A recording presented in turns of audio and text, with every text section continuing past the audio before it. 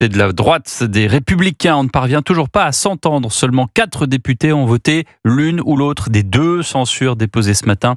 Après plusieurs jours durant lesquels le parti s'est déchiré sur la conduite à tenir, ce sont finalement les députés LR qui ont eu le dernier mot. Bonsoir Maëlène Trémollet. Bonsoir Pierre, bonsoir à tous. Et le parti est toujours dans l'impasse. Oui, plus que jamais, la droite est fracturée en 2 camps, celui de Laurent Wauquiez et de sa quarantaine de députés d'une part, et celui de Bruno Retailleau regroupant le Sénat, les cadres et les adhérents d'autre part.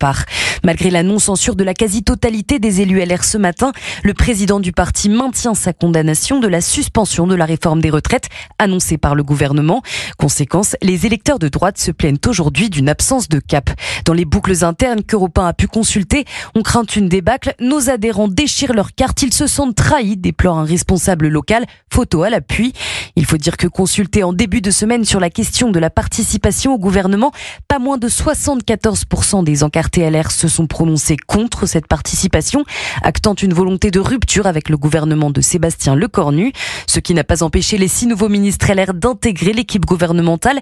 Ces ministres sont désavoués même par nos électeurs qui dénoncent un cirque, souligne un poids lourd du parti qui résume « Notre base n'y comprend plus rien ». Merci Maëlène Trémollet du service politique d'Europe 1.